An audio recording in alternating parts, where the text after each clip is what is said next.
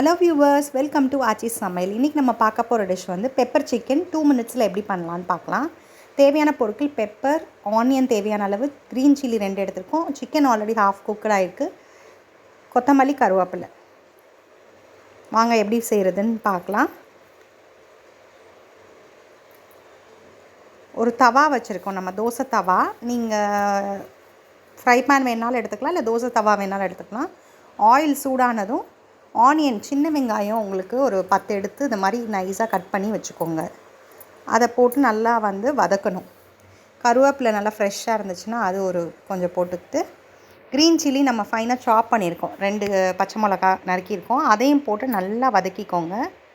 நல்லா பிங்க் கலரில் வர மாதிரி வதக்கிக்கோங்க.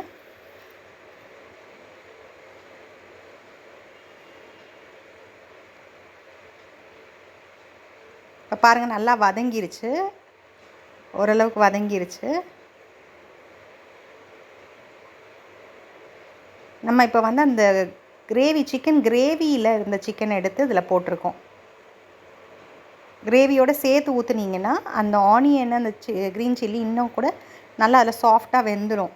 நம்ம தண்ணி எதுவும் ஊற்ற தேவையில்லை. ஸோ அது ஒரு 1 மினிட் இப்படியே போட்டு நல்லா வதக்கிக்கோங்க. அந்த கிரேவி கொஞ்சம் திக்னஸ் ஆயிரும்.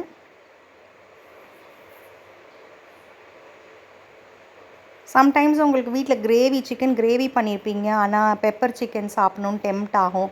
அந்த டைமில் இது 2 மினிட்ஸில் பண்ணிடலாம், 2 டிஷ்ஷாக பண்ணிடலாம். நீங்கள் இதுக்கு தனியாக ப்ரிப்ரேஷன்லாம் ஒன்றும் இல்லை. பாருங்கள், பெப்பர் பொடி உங்களுக்கு எவ்வளோ வேணுமோ, நான் 1 ஸ்பூன் போட்டிருக்கேன், காரமாக இருக்கனால. ஆல்ரெடி மிளகாத்தூள்லாம் அந்த கிரேவிலே போட்டிருக்கோம், க்ரீன் சில்லி வேறு போட்டிருக்கோம்.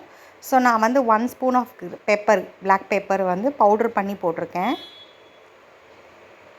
அவ்வளோதான், எல்லாம் குக் ஆகிடுச்சு. கொத்தமல்லி ஃபைனாக சாப் பண்ணி போட்டுக்கோங்க. இப்போ நல்லா அந்த கொத்தமல்லியோட ஃப்ளேவர் இறங்குறதுக்காக கொஞ்சம் நேரம் சாட்டே பண்ணிக்கோங்க, வறுத்துக்கோங்க, வதக்கிக்கோங்க.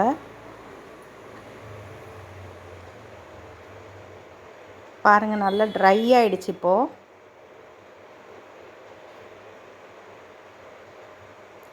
இப்போ அவ்வளோதான், ரெடி ஆகிடுச்சு. ரொம்ப அருமையாக, பார்க்குறதுக்கே டெம்ப்ட் ஆகுது சாப்பிட்றதுக்கு.